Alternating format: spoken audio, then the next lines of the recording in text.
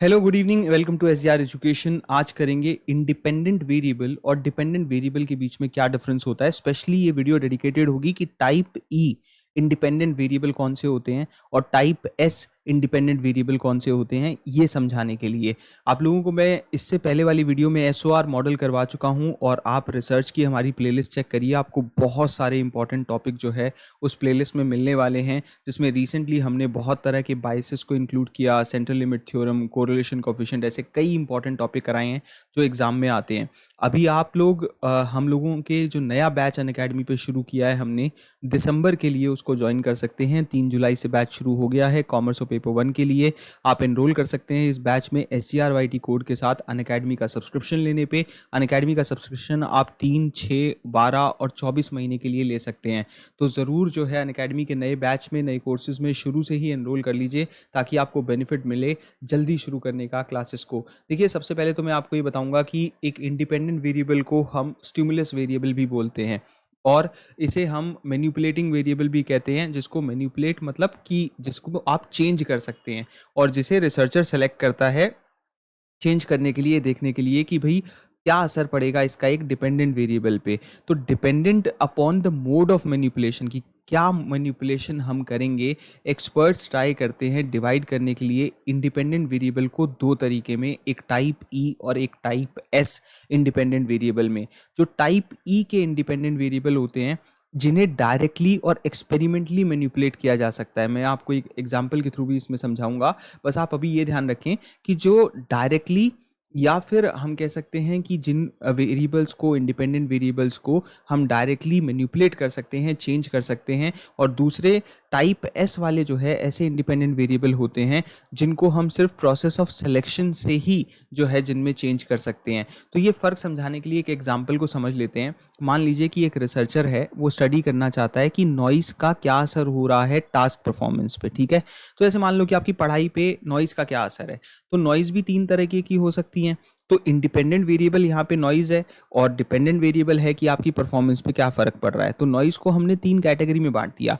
एक थी जो लगातार नॉइज़ थी, एक थी जो इंटरमिटेंट नॉइज़ थी, और एक थी जहाँ पे नॉइज़ बिल्कुल सिचुएशन में थी ही नहीं, नो नॉइज़।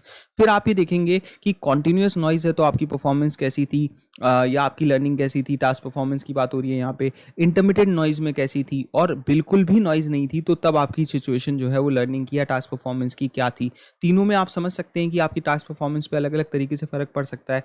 अगर मेरे को लगता है कि मैं डिस्टर्ब ज़्यादा होऊंगा कॉन्टिन्यूस नॉइज़ से या इंटरमिटेंट नॉइज़ से, बिल्कुल नॉइज़ नहीं है तो मुझे जो है वो अजीब सा लगेगा। तो ये हो सकती है कि बिल्कुल नॉइज़ ना हो तो मेरी परफॉर्मेंस और बहुत अच्छी भी चली जाएगी। तो ये जो नॉइज़ है ना, यहाँ डायरेक्टली मैनिपुलेट की जा रही है एक्सपेरिमेंटर के द्वारा कि भाई कब आपको कॉन्टिन्यूस नॉइज़ में आपकी परफॉर्मेंस को देखना है, कब इंटरमिटेंट नॉइज़ में देखना है, कब नो नॉइज़ में देखना है। तो ऐसी चीज़ें जो डायरेक्टली मैनिपुलेट की जा सकती हैं, मैंने ऊपर क्या समझाया था आपको कि वो टाइप एस इंडिपेंडेंट वेरिएबल में आएगी, नहीं टाइप ई इंडिपेंडेंट वेरिएबल में आएगी। टाइप एस वाली में हम खुद मैनुअली सेलेक्ट करेंगे। कैसे?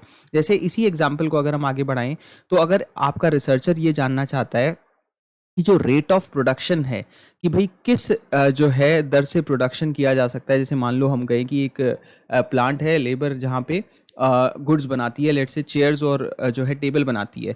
तो वर्कर्स की एज क्या है, इस बात से बहुत फर्क पड़ेगा कि कितनी चेयर और टेबल वो दिन में बना पाएंगे। तो रेट ऑफ प्रोडक्शन जो है वो डिपेंड करेगी एज पे, कि भाई एज कम होगी तो ऑब्वियसली ज़्यादा प्रोड्यूस कर पाएंगे, एज ज़्यादा होगी तो कम प्रोड्यूस कर पाएंगे। तो एज इंडिपेंडेंट वेरिएबल हो गई और प्रोडक्शन जो है वो डिपेंडेंट वेरिएबल हो गया। अब इस चीज़ को इन्वेस्टिगेट करने के लिए जो रिसर्चर है वो ये सोचता है कि उसको ना ग्रुप ऑफ वर्कर सेलेक्ट करने पड़ेंगे एज के हिसाब से। तो वो क्या करेगा, मान लो कि वो यहाँ पे 20 से 40 वालों का ग्रुप बना देगा, 40 से 60 वालों का ग्रुप बना देगा, 60 से 80 वालों का ग्रुप बना देगा, और फिर देखेगा कि 20 से 40 के जो एज ग्रुप है उसका क्या फर्क पड़ता है प्रोडक्शन की जो है कैपेसिटी पे, 40 से 60 वालों की क्या परफॉर्मेंस है, 60 से 80 वालों की। तो अगर तीनों की परफॉर्मेंस एक जैसी है, तीनों को 3-3 घंटे काम दिया, सबने 10-10 कुर्सी 10-10 टेबल बना दिए, तो फिर एज का कोई फर्क नहीं पड़ता। लेकिन ऑब्वियसली अगर इनकी प्रोडक्टिविटी में फर्क आएगा तो आपको पता लगेगा कि किस एज ग्रुप में कौन सी प्रोडक्शन की रेट है, कहाँ एक्सपीरियंस की वैल्यू ज़्यादा है, कहाँ पे पेस ऑफ वर्किंग जो है वो एज से इफेक्ट होती है। तो ऐसी चीज़ों में जहाँ पे क्लासिफिकेशन आप कर रहे हो, अलग अलग कैटेगरी बना रहे हो, अलग अलग एज ग्रुप बना रहे हो, तो यहाँ पे आपने क्या किया कि आप रेट ऑफ प्रोडक्शन को देख रहे हो हर एज ग्रुप में। तो ये एस इंडिपेंडेंट वेरिएबल, जो टाइप एस इंडिपेंडेंट वेरिएबल है, उसका ये एग्जाम्पल हो गया कि टाइप एस वाले वो होंगे जिन्हें मैनिपुलेट किया जाता है सिलेक्शन की प्रोसेस से, और जिन्हें डायरेक्टली किया जाता है वे होते हैं टाइप ई के इंडिपेंडेंट वेरिएबल।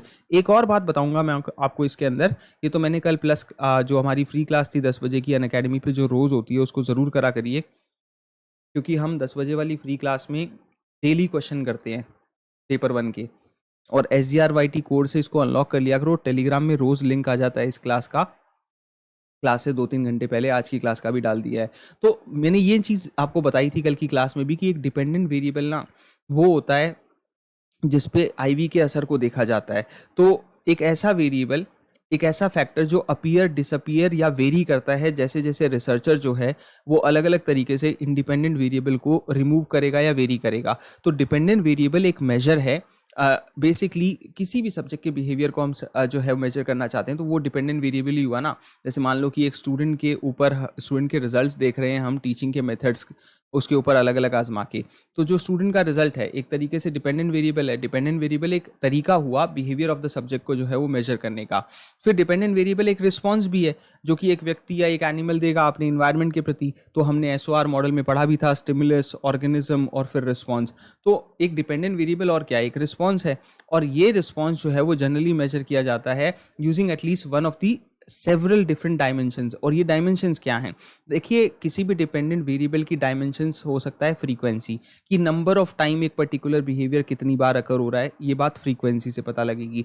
दूसरा डायमेंशन होता है कि ड्यूरेशन, कितने समय के लिए वो बिहेवियर आ रहा है डिपेंडेंट वेरिएबल में। एक होता है लेटेंसी, कि amount of time between and when the behaviour is actually performed, तो कितना समय उसने लिया, कितनी लेटेंसी आई। जैसे हम बोलते हैं ना कि भाई हमारे फ़ोन में हमने जो है वो स्क्रीन में ए दबा दिया और फिर वो स्क्रीन पे दिखा थोड़ी देर में, तो ये लेटेंसी कम से कम होनी चाहिए, तो वो समय उसके बीच में नहीं होना चाहिए। तो अमाउंट ऑफ टाइम जो है वो बिटवीन एंड व्हेन, जब एक बिहेवियर को एक्चुअली परफॉर्म किया गया, कितना फर्क आया। फोर्स क्या था, इंटेंसिटी क्या थी उस डिपेंडेंट वेरिएबल के बिहेवियर की।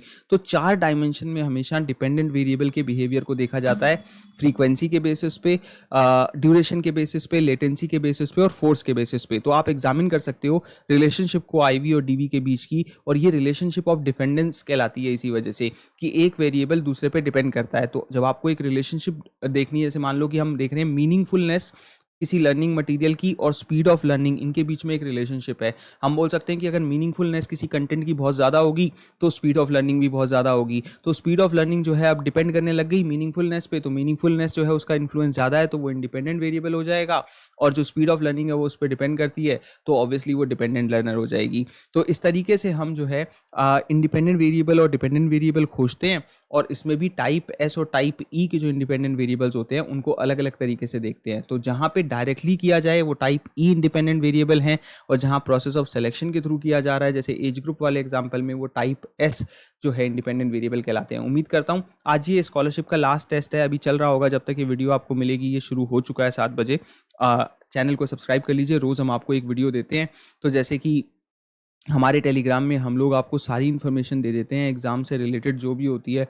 ज़्यादा मैं वीडियो नहीं बनाता, मैं हमेशा सोचता हूँ कि स्टडी रिलेटेड वीडियो बनाना ज़्यादा ज़रूरी है न्यूज़ रिलेटेड एग्ज़ाम्स जो है एग्ज़ाम की न्यूज़ रिलेटेड वीडियो से भी ज़्यादा, क्योंकि टेलीग्राम में वो इन्फॉर्मेशन हम आप लोगों को दे ही देते हैं। जैसे आज आंसर की का ट्वीट आया था, और कल जो है वो रिज़ल्ट का आया था कि रिज़ल्ट कब आएंगे। अगस्त उन्होंने लिख दिया है, मेरे ख्याल से गलती से तो नहीं लिख दिया, क्योंकि आंसर की तो उन्होंने आज शाम तक देने की ही बात कही है। तो टेलीग्राम से जुड़ जाइए, वहाँ पे आपको बिना किसी लाख लपेट ड्रामे के आपको सारी इंपॉर्टेंट न्यूज़ मिल जाती है। और यूट्यूब पे हम लोग सुकून से थोड़ी स्टडी वीडियोज़ ज़्यादा डाल पाते हैं, ये सोच के कि टेलीग्राम में आपको इन्फॉर्मेशन तो दे ही दी है। चैनल को सब्सक्राइब कर लीजिए। Thank you so much.